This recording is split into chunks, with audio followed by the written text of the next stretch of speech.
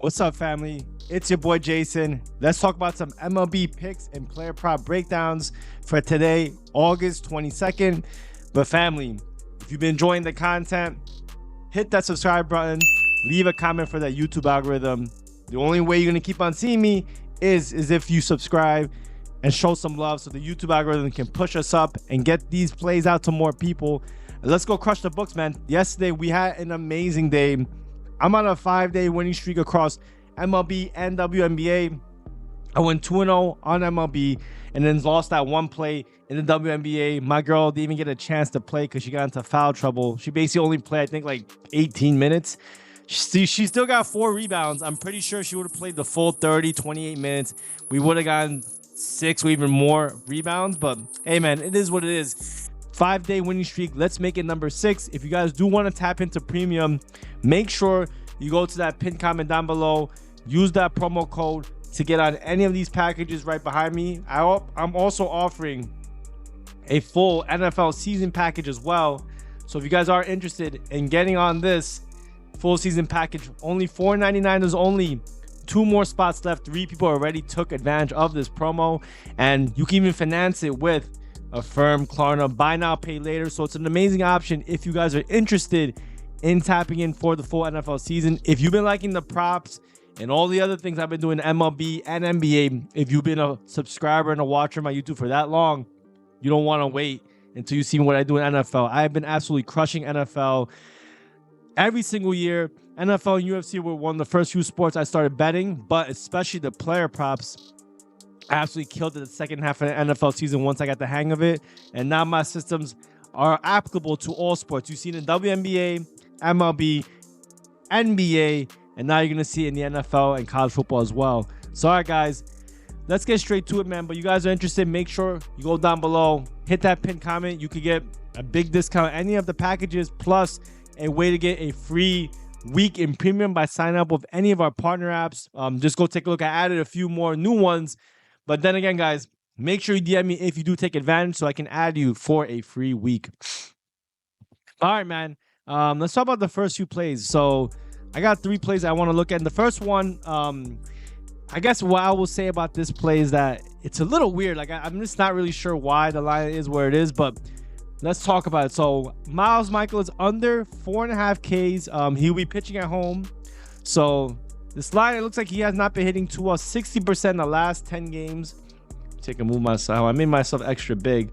Let me see if I can move myself a little bit so you guys can see. All right, so he's been 60% on this line, but let me see. I'm also zoom this out a little bit. There we go. All right, so 60% on this line, and he has a pretty decent matchup for him to get over this line. But let's just talk about it. So he's not a big strikeout pitcher. He is pitching at home, which he's done a little bit better. I mean, overall in the past 10 games, he's 90% on this line. So it gets me a little concerned. So you're going to be asking, why you're talking about a play that, you're not too sure about. Well, I'll say this. He hasn't been pitching too deep into the games, mostly into 6 innings. But he has a pretty tough matchup, in my opinion, even though the Milwaukee Brewers are 20th ranked in the last 30 days. 23%, a little bit, a touch above average. But he's just not a strikeout pitcher, man. He's one of the lowest K-rated players in the game. Does he pitch a little bit better at home? Yeah, but Milwaukee's still a really, really dangerous team, man. I mean, he's been going against some tough guys, so he primarily relies on the slider, which some of these guys do strike out at a pretty high rate, particularly Haas, Bowers, Hoskins, but the fastball, which comprised of about 27%, and the sinker are 2 other pitches that these guys don't really strike out against. Milwaukee's been a very, very tough team to pitch against. So if I have to look at another, look at earned runs as an example. He's getting up a shit ton of earned runs, 5, 5, 4. I mean, I'm surprised he got that many strikeouts if he gave up 5 earned runs against the Dodgers. But look at the Brewers. Even though they've been kind of slowing down a little bit, their batting average is still pretty excellent. On-base percentage, pretty excellent. Slugging. I mean, of course, since they've lost one of their best players, I'm forgetting the name on top of my head, but he may have a tough time against this team. And the Brewers, I mean, I think they just lost yesterday in kind of unusual fashion. Michaels has not been my favorite pitcher. There are times he's been very, very strong, but I do think in this spot, over 4.5K, this line is a little tricky, man, because they're not giving this line, to give you free money. But he's only gone over this line once in the last 10. It's not my favorite play, but I did pay attention to this. Like, he's been averaging 3 strikeouts a game. He'll probably go into the 5th, maybe part of the 6th. So I do think he will get some chances, but just off his numbers and kind of his pitch mix, the Brewers, if they can wake up those bats again, will give him some problems. And I don't think he's going to get 5 strikeouts in this game. But obviously, it's a very short line. He hasn't been even getting close to that line, only in a few games. So the last one was against Pittsburgh. They strike out a pretty decent rate. KC, tough team to strike out. Chicago's been kind of here or there. National's been average. Atlanta's been here and there. So, I mean, Dodgers, they've been striking out a really high rate. So I don't know if the line, they're keeping it so low just because of all these performances. But I don't know if you're going to look at this and be like, struck out the Dodgers. He could definitely do it to the Brewers. But I really don't think so, man. I don't think he's going to have a tough time out, in my opinion, based off his pitch mix. And yeah, man, let's go. Attack is under. Oops, not the over, but attack the under. -130 on most books. -130 on DraftKings. So make sure you get it there if you do want to tail this play. I do like the spot. Don't get on FanDuel, BetMGM. These lines are terrible. Go grab the best line you can, man. This is called line shopping 101. All right. So about another play. And this one's a little bit of a juicy one. But let's talk about my man. I've been rocking with my boy Justin Steele for many, many games. But I like his over on his Ks. Over 5.5 Ks. He'll be pitching at home, which he's been 50-50 in the last 10. But, last 10 games in general has been doing pretty good. Toronto's been actually a tough team to strike out. But I remember I bet on all these games. The White Sox, St. Louis Cardinals, and the Reds. All cash for us.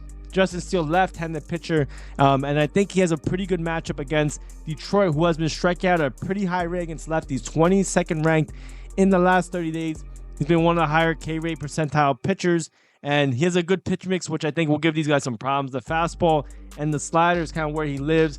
Most of these guys are striking out around 20-some%, a little bit above average. So I do like this spot for Justin Steele. He's been pitching pretty deep into ball games, except the last one in Toronto. He got he got rocked. I forgot exactly what happened, but I didn't bet this game because Toronto's been a tough team to strike out in general. They also, I believe, Chicago ended up winning that game, but they didn't get too many strikeouts. He only pitched 2 innings, but before that, 6, 5. I mean, he could pretty much pitch pretty deep into games. Even this one, I remember this game, and he gave up 3 bombs in the first inning and still got 7 Ks, even though he only pitched 5 innings. So he has that strikeout stuff. Detroit has been striking at a much higher rate. They also don't have that much to play for either. I mean, not like Chicago's an amazing chance to get into the playoffs or anything like that, but I mean, Detroit's done. They basically gave up all their best players. Flaherty's gone. I mean, they're missing some of their better bats, but nonetheless, I mean, this is the reason why, in my opinion, you've seen their strikeout rate kind of bump up, just because their quality of their bats have not been the same. So, again, guys, I like Justin Steele in the spot. Let me see. I think they haven't gone head-to-head yet, so that's an advantage for Justin Steele. So I like Justin Steele.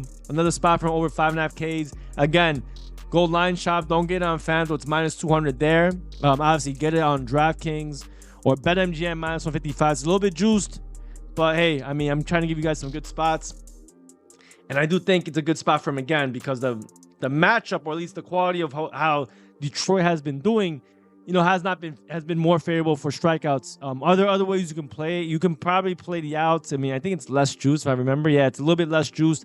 Davis line 17.5. So in my opinion, it's a good implication for him to get more chances to strike out. If he goes even close to the line, that means he's going in through 6 innings, which probably means he's doing okay. And he's probably flirting around 4 to 5 Ks at that point. So he get the 6K at some point within the 6 innings. So can he go deeper? He's gone 9, 7 innings pitched before against some tough teams, man. I mean, maybe not the Angels, but Angels have been actually doing pretty good against lefties recently. But I think in this graphic, that was in July. So yeah, they weren't doing as hot.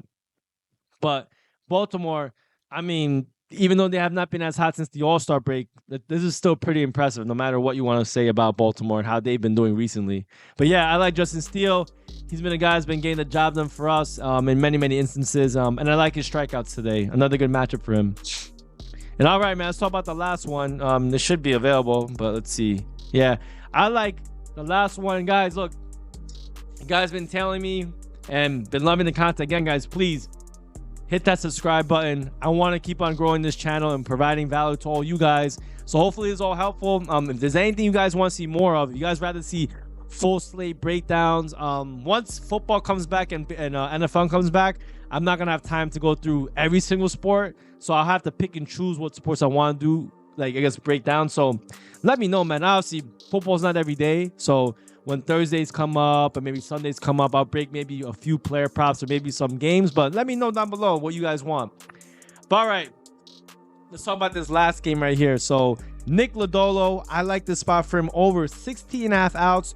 So again, guys, if you guys are not familiar with the outs prop, they just have to go out, whether it's a strikeout, a fly ball, etc., double play. As long as he's pitching and an out is recorded while he's pitching, they get the credit. So essentially, he just needs to go through 2 outs within the 6th inning, because obviously, look, 5 inning outs, that's 15 outs times 3. 15 outs, 1 more out in the 6th, that's 16.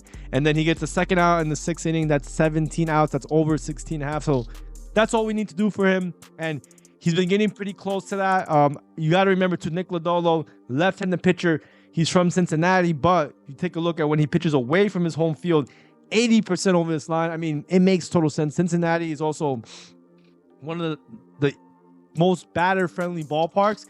Not as bad as Coors Field, but this is the reason why I think he pitches a little bit better away from his home field, like most of the Cincinnati pitchers do, just because that ball could go flying. You get into some trouble very easily. But I also like his matchup here, even though Pittsburgh has been doing a little bit better against lefties. I mean, they're 13th ranked in the last 30 days. He has pretty good strikeout stuff. His strikeout arsenal is not like, amazing, I think, but let's take a look. Some of these guys, not even close to 20%. The cutter, not as, I'm sorry, the cutter, the curveball, not as good. Some of these guys crushed that ball. Bart, Grandal, let's see, Connor Joe. And then the changeup, it's pretty much average, I would say, across the board for all these guys. I think it's a decent pitch mix, but I think really it's just the line's too low. I think just because if you look at his few performances, he hasn't really gotten over it too much. He's been 50-50. But you have to remember who he's been facing. Kansas City at home. I mean, when he was at home, Kansas City's been actually a pretty decent team against lefties. Milwaukee, been another good team against lefties. When he went to Milwaukee was crushing the ball, and they're also very, very good at home. Another few games, Miami, they've actually been doing okay. I mean, you saw how they've been doing against the fucking Diamondbacks. Diamondbacks, they made that game very competitive. We had the over yesterday in that game. Chicago's been okay. Tampa Bay's been pretty good against lefties. I think this might have been before the Arozarena trade, but regardless, Tampa Bay's actually been much better against lefties and righties. The Nationals, another good team against lefties. They have a very low strikeout rate. So he's been, excuse me, gather my thoughts. But he's been doing good, man. And I think on the road, just like a bunch of these games that he's performed well and we're on the road, he has another good spot today. So I like Nick Lodolo, left-handed pitcher of the Reds. Even though the Pittsburgh Pirates have been kind of stepping it up against lefties, he's faced other good teams against lefties and still got the job done. We're not asking him to go through 6. He just needs to get through harder than 6. Just 2 more outs, 17 outs, and I think he get the job done here. We take a look. I don't think they've gone. Let's see. They got head-to-head. Yep, they got head-to-head in Pittsburgh in June. This will be the second time they're seeing him, which could be an advantage to them, of course. But again, Nick Lodolo on the road is where I trust him a little bit more. Pittsburgh has been stepping up a little bit, but not to a fact where like I'm getting too scared right now. So let's go Rocket. Nick Lodolo over 16.5 outs for the Cincinnati Reds. And guys, once again, thank you so much for tapping in. If you guys do want to tap in to get in the premium chat, or you have any other questions, shoot me a DM or hit me on my email. I'll put it all in the pinned comment and description down below. But until next time, fellas, let's keep on talking these locks. I'll see y'all soon.